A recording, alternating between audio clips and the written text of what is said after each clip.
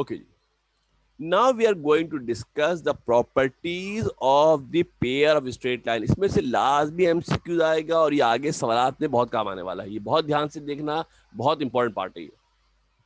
अगर pair of straight line हो, दो लाइनें हो, तो उनकी कुछ प्रॉपर्टीज होती है। कौन कौन सी प्रॉपर्टीज होती है बारी बारी आपको बताएंगे। पहली बात ये मेरे बेटा कि जो किसी भी लाइन की जो जर्नल इक्वेशन होती है, किसी भी लाइन की जो जनरल इक्वेशन होगी, जो पूरे चैप्टर में इस्तेमाल करेंगे, चैप्टर 3 में, पूरे चैप्टर 3 में जो हम इस्तेमाल करेंगे मेरे बेटा, वो क्या इस्तेमाल करेंगे, तवज्जो से, गौर से, ध्यान से आप देख लें।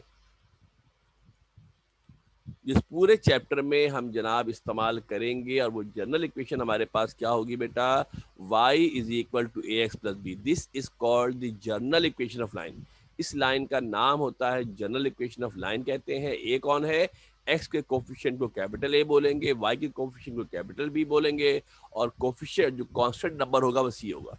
This is called general equation of straight line. अब आगे सारा काम इसी पर ही होना है। बाद जगह कैपिटल लेटर में लिखा होता है, बाद जगह स्मॉल में लिखा होता है। ऐसा भी हो सकता है क्या, a x plus B Y plus c equal to 0, आगे शायद मैं स्मॉल लेटर इस्तेमाल करूं, आगे मेरे बेटा मैं स्मॉल लेटर इस्तेमाल करूंगा, ए एक्स प्लस का बी वाई प्लस का सी इज इक्वल टू, उल्टा ही हो गया यार, क्या फायदा हुआ, A x plus B Y plus का सी इज इक्वल टू 0। ये भी आपकी जनरल इक्वेशन कहलाएगी। बाद दफा हम कोफिशिएंट के तौर पे कैपिटल लेटर का इस्तेमाल करते हैं, बाद दफा स्मॉल का करते हैं इस्तेमाल। पहली बात याद होनी है कि ये general equation of straight line है, और इसका जो स्लोप होता है मेरे बेटा, किसी भी लाइन का अगर हम स्लोप निकालना चाहें, किसी भी लाइन का मेरे बेटा अगर हम स्लोप निकालना चाहें, तो स्लोप मालूम करने का फार्मूला होता है। वैसे तो फार्मूला ना स्लोप के बहुत सारे, तीन चार फार्मूले पढ़े थे स्लोप के हमने। इक्वेशन की, अगर लाइन की अगर में इक्वेशन गिवन है, इक्वेशन गिवन है, क्या गिवन है मेरे बेटा, अगर आपको इक्वेशन गिवन है तो स्लोप मालूम करने का फार्मूला होता है minus coefficient of x upon coefficient of y. Simple है, minus coefficient of x upon coefficient of y, simple हमारा फार्मूला है, जिससे हम क्या कर सकते हैं, स्लोप निकाल सकते हैं। यानी कि अगर आपके पास इक्वेशन गिवन है 3x प्लस का 4y इज इक्वल टू 12, या चलो माइनस का 12 is equal to 0, let's say minus का 12 इज इक्वल टू 0 गिवन है, तो आपको स्लोप मालूम करने के लिए क्या चाहिए, स्लोप के लिए क्या करोगे, एक तो माइनस फार्मूले का है, कोफिशिएंट ऑफ एक्स, जो एक्स का कोफिशिएंट वो आएगा, अपॉन लिखेंगे, और जो वाई का कोफिशिएंट वो आएगा -3/4। इक्वेशन देखते ही आप डायरेक्ट स्लोप निकाल लेंगे। ये आपका एमसीक्यूज के अंदर बहुत काम आता है, ख्याल रखिएगा। तो कोई भी इक्वेशन पता हो तो इक्वेशन देखकर आप डायरेक्टली स्लोप उसका मालूम कर सकते हैं। उसके लिए ये हमारे पास फार्मूला है, बहुत काम आएगा। स्लोप पे स्लोप की इक्वेशन तो चलती स्लोप के ऊपर है। नेक्स्ट हमारे पास चलो एग्जाम्पल भी गिवन था, 2x माइनस का 3y प्लस का 4 इक्वल टू 0, तो slope minus a upon b के बराबर होगा। माइनस है x coefficient, coefficient of x upon coefficient of y, गलत लिखा हुआ है, coefficient of x upon coefficient of y हमारे पास जनाब होगा, coefficient of x upon coefficient of y हमारे पास होगा, गलती हो गई है, फिर पता नहीं क्या हो रहा है, आज के दिन सही नहीं है।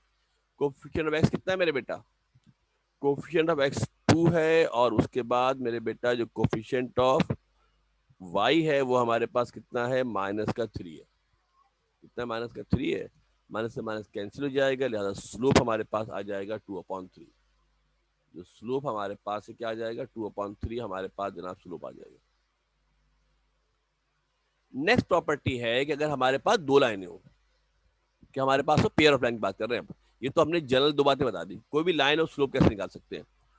अब हमारे पास properties of pair of straight line है। If two lines L1 and L2, एक लाइन L1 है, a1x plus b1y plus c1 is equal to 0, और दूसरी लाइन L2 है, a2x plus b2y plus c2 is equal to 0।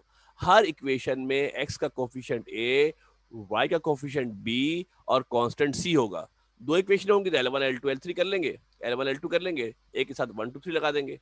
दूसरी equation थी, एक के साथ 2 लगा दिया। तीसरी इक्वेशन होगी तो a3x b3y c3 कर लेंगे। अगर हमारे पास दो लाइनें हैं, देन अब ऐसी सूरत में अब इसकी कुछ प्रॉपर्टीज है, इंटरसेक्ट करेंगी लाइनें। इंटरसेक्ट के बाद करने के मतलब है क्रॉस करेंगी, दो लाइनें एक दूसरे को इंटरसेक्ट करेंगी, काटेंगी। अगर A1 B2 minus A2 B1 0 के बराबर ना हो, A1 B2 माइनस का A2 B1, एक्स के कोफिशिएंट को वाई से, वाई के कोफिशिएंट को एक्स से मल्टीप्लाई करें, और जब माइनस करेंगे अगर आंसर जीरो नहीं आ रहा, जीरो के अलावा आंसर आ रहा है, तो इसका मतलब है कि इंटरसेक्टिंग लाइन है। कैसी लाइन है ये? इंटरसेक्टिंग लाइन, कट कर रही है एक दूसरे को। क्या कर रही है? कट कर रही है कुछ लाइन। नेक्स्ट हमारे पास है कि अगर A1 B2 minus A2 B1 zero हो जाए, क्या हो जाए? A1 B2 minus A2 B1 अगर जीरो हो जाए तो इसके मतलब होता है ये पैरेलल लाइन है, और पैरेलल लाइनें कभी इंटरसेक्ट नहीं करती। एक और बात सुन लो, जहां लाइनें कट करती हैं इसका नाम होता है पॉइंट ऑफ इंटरसेक्शन। जहां दो लाइनें कट करती हैं इसका नाम होता है पॉइंट ऑफ इंटरसेक्शन। क्या नाम होता है? पॉइंट ऑफ, जहां दो लाइनें कट करती हैं उसको पॉइंट ऑफ इंटरसेक्शन कहते हैं। याद रखना, अगर लाइनें पैरेलल होंगी तो उनका पॉइंट ऑफ इंटरसेक्शन नहीं होता।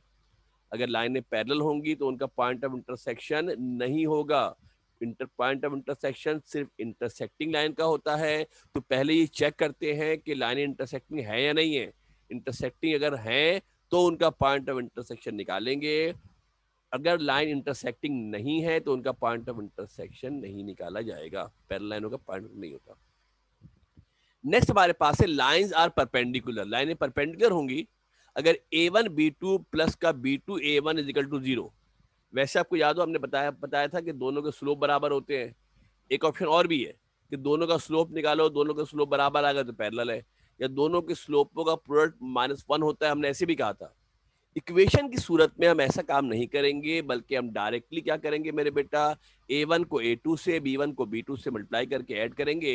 अगर आंसर 0 आ गया, क्या आ गया आंसर? 0 आ गया, तो इसके मतलब लाइनें परपेंडिकुलर है। क्या है? लाइनें परपेंडिकुलर है। परपेंडिकुलर होने के मतलब है कि इनके बीच में एंगल कितना होगा? 90 डिग्री होगा। इक्वेशन देखकर सिर्फ उनके कोफिशिएंट्स को मल्टीप्लाई करके हम फैसला कर लेंगे कि पैरेलल लाइनें हैं, इंटरसेक्टिंग लाइनें हैं, परपेंडिकुलर लाइनें। लाइनें पैरेलल होंगी, एक और कंडीशन है पैरेलल की, कि अगर A1/A2 B1/B2 C1/C2, A1/A2 B1/B2 तो बराबर हो, मगर C1/C2 बराबर ना हो, तो लाइनें आपके पास पैरेलल होंगी। क्या होंगी? लाइनें आपके पास पैरेलल होंगी। ये देख ले मेरे बेटा, अगर हमको देखे तो ये 2 इसमें भी 2 है, इसमें भी 2 है, इसमें भी -3, इसमें भी -3 है, मगर क्या चीज चेंज है? सी हमारे पास चेंज है। तो ऐसी लाइनों को कहा जाता है पैरेलल, और डिस्टिंक्ट लाइनें होती है। मैं एक लफ्ज का इजाफा कर देता हूं यहाँ पर, एक लफ्ज का यहाँ इजाफा कर देते हैं, डिस्टिंक्ट पैरेलल लाइनें, अलहदा अलहदा पैरेलल लाइनें। क्या है? डिस्टिंक्ट पैरेलल लाइनें। डिस्टिंक्ट मतलब क्या होता है? जो लाइनें अलग अलग हो। डिस्टिंक्ट ऐसी लाइनों को कहा जाता है जो लाइनें अलहदा अलहदा हो, अलग अलग हो। इसका एक और ऑप्शन भी होता है। क्या? इसका एक और ऑप्शन हमारे पास होता है कॉन्सिडेंट लाइन। कॉन्सिडेंट लाइनें क्या होती हैं? अगर एक लाइन के ऊपर ही दूसरी लाइन हो, अगर एक लाइन हो और उसी पर दूसरी लाइन लाई करती हो, तो ऐसी लाइनों को कॉन्सिडेंट लाइनें कहते हैं। क्या कहते हैं उसको? कॉन्सिडेंट लाइनें कहते हैं। इसके अंदर A1/A2 B1/B2 और C1/C2 सब रेशियो बराबर होते हैं। A1/A2 निकाले, B1/B2 निकाले, C1/C2 निकाले, बराबर होंगी। देखो बेटा, एक लाइन है, उसी के ऊपर दूसरी लाइन है। जरा तवज्जो देखिए बेटा, गौर से देखना। एक लाइन है, समझाने के लिए मैंने आपको थोड़ा अलग कर दिया है, समझाने के लिए मैंने आपको अलग कर दिया है, मगर हकीकत में क्या होगा मेरे बेटा, समझ लो बात ध्यान से, गौर से। हकीकत में क्या होगा मेरे बेटा, आपको मैं बता भी देता हूँ, समझा भी देता हूँ। कॉन्सिडेंट लाइनों के अंदर क्या होगा मेरे बेटा, समझ लो बात गौर से ध्यान से, कि अगर मेरे पास एक लाइन है, ये फर्ज करो ये मेरे पास एक लाइन है, बड़ी कर दी नजर आए सबको, और जो दूसरी लाइन है ना मेरे बेटा, जो सेकंड हमारे पास लाइन है, वो एग्जैक्टली इसी पर लाई करे।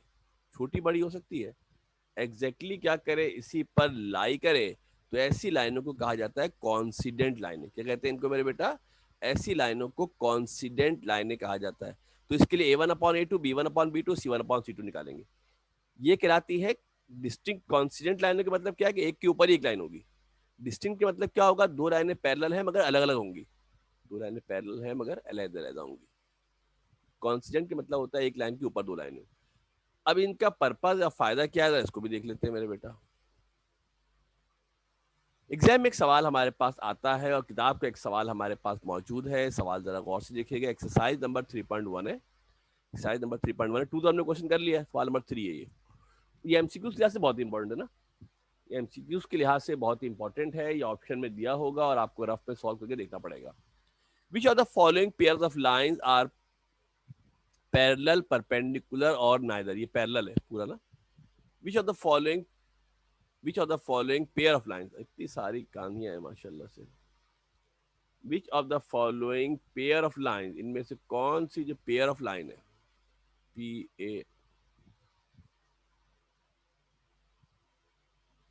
PAIR,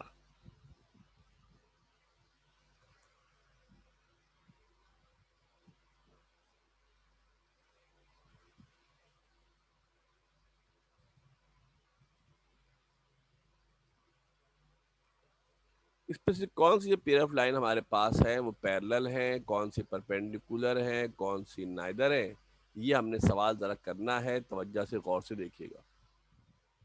pair of line are parallel, ये पैरेलल है, परपेंडिकुलर और नाइदर। पहला पार्ट है 5x माइनस का 3y प्लस का 8 इजिकल टू 0, और दूसरी लाइन हमारे पास गिवन है 10x माइनस का 6y माइनस का 7 इजिकल टू 0। सुनना गौर से ध्यान से। दो लाइनें गिवन है, बताना है पैरेलल है, परपेंडिकुलर है, नाइदर है, कॉन्सिडेंट है, क्या है, ये हमें इसके बारे में बताना है। एग्जाम में ऐसी लाइन गिवन होगी, नीचे एमसीक्यूज के अंदर 4 ऑप्शन होंगे और आपको दुरुस्त ऑप्शन पे निशान लगाना होगा। पहली लाइन हमारे पास जिसको हम a1x plus b1y plus c1 कहते हैं, इस इक्वेशन से कंपेयर कर लें। 5x plus 3 minus 3y plus 8 से कंपेयर कर लो तो a हो गया 5, b हो गया -3, c हो गया 8। सही है। दूसरी लाइन की बात करते हैं। दूसरी लाइन क्या है, 10x माइनस का 6y माइनस का 7 इजिकल टू 0। कंपेयर कर लें इसको मेरे बेटा, जो लाइन गिवन थी कंपेयर करेंगे तो a2 की वैल्यू 10 आ गई, a2 की वैल्यू 10 आ गई, b2 की वैल्यू आ गई -6 और c2 की वैल्यू आ गई -7। सबसे पहले पैरेलल चेक करते हैं। सबसे पहले क्या चेक करते हैं, पैरेलल चेक करते हैं। a1 b2 माइनस का a2 b1 निकालते हैं। जब a1 b2 माइनस का a2 b1 हमने निकाला, ये माइनस साइन जरा अजीब सा लग रहा है आपको,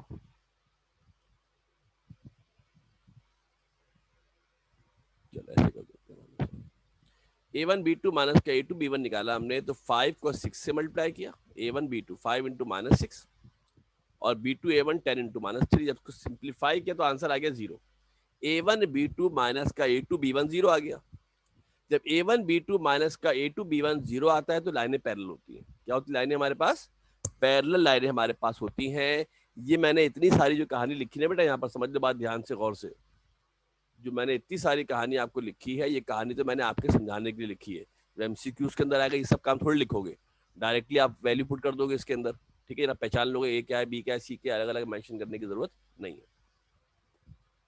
hence lines are parallel.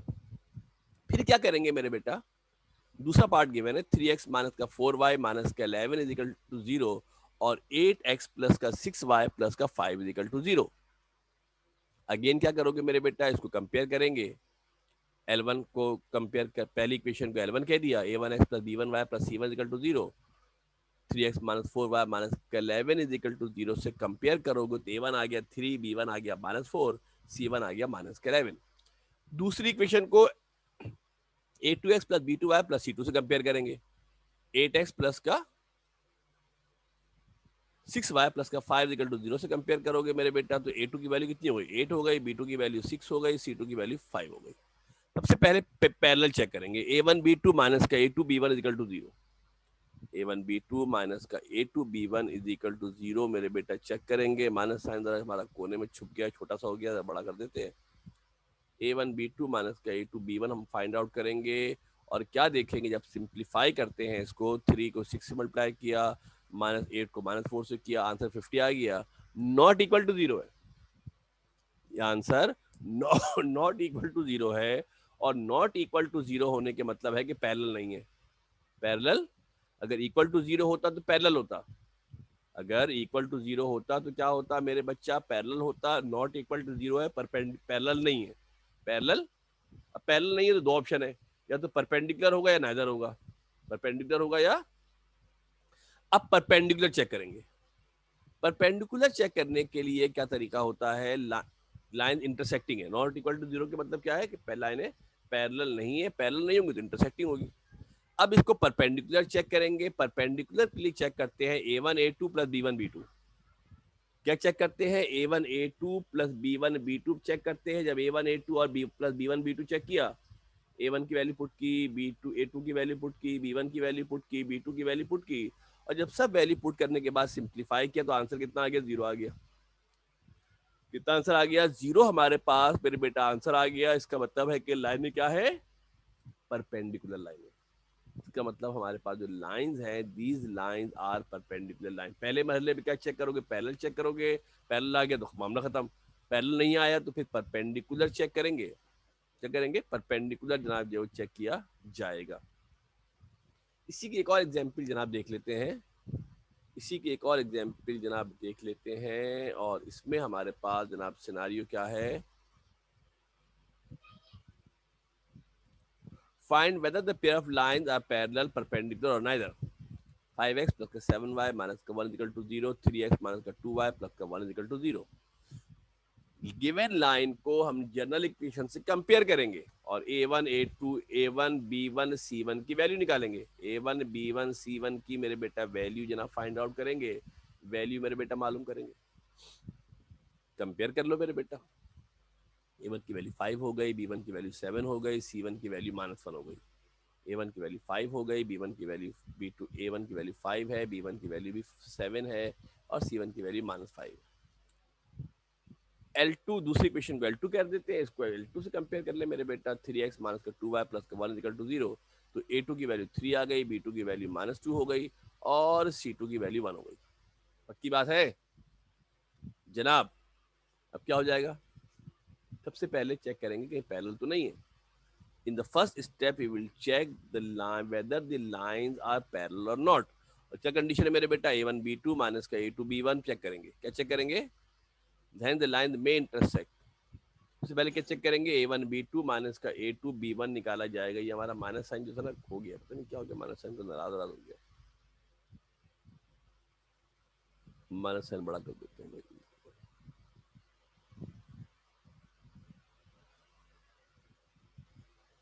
A1 B2 minus का A2 B1 हम मालूम करेंगे, सिंप्लीफाई करते हैं, सॉल्व करते हैं, तो क्या नजर आता है मेरे बेटा? आंसर आ गया -31। -31 होने के मतलब है कि नॉट इक्वल टू जीरो है। -31 के मतलब है नॉट इक्वल टू जीरो है, और नॉट इक्वल टू जीरो के मतलब क्या हो जाएगा मेरे बेटा? नॉट इक्वल टू जीरो के मतलब हो जाएगा कि पैरेलल तो नहीं है। क्या नहीं है? नॉट इक्वल टू जीरो के मतलब हो गया पैरेलल तो नहीं है। पैरेलल नहीं होने के मतलब इंटरसेक्टिंग है।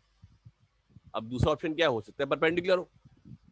The second option is that कि परपेंडिकुलर हमारे पास हो। तो परपेंडिकुलर के लिए हम क्या करेंगे मेरे बेटा? परपेंडिकुलर के लिए हम क्या करेंगे? A1 A2 minus B1 B2 मालूम करेंगे। A1 A2 माइनस का B1 B2 मालूम करेंगे। 5 को 3 से मल्टीप्लाई किया, A1 को A2 से किया, और मेरे बेटा B1 को B2 से किया, सिंप्लीफाई किया, ये भी जीरो नहीं आया। ये भी जीरो नहीं आया। पैरेलल वाला भी जीरो नहीं आया, परपेंडिकुलर वाला भी जीरो नहीं आया। अगर जीरो आ जाता तो परपेंडिकुलर हो जाता। जीरो नहीं आया, इसका मतलब क्या है? परपेंडिकुलर भी नहीं है। ना तो पैरेलल है ना तो परपेंडिकुलर है। इसका मतलब है कि इंटरसेक्टिंग लाइन है, 90 के अलावा कोई और एंगल होगा तो उसको बोलेंगे नाइदर। क्या बोलेंगे उसको मेरे बेटा? नाइदर बोलेंगे। Hence the lines are not perpendicular. Perpendicular नहीं है, लाइन हमारे पास परपेंडिकुलर नहीं है, इसका मतलब नाइदर हो जाएगा। ये क्या होगा बेटा? पास इसका आंसर लिखेंगे, the answer will be neither. इसका आंसर होगा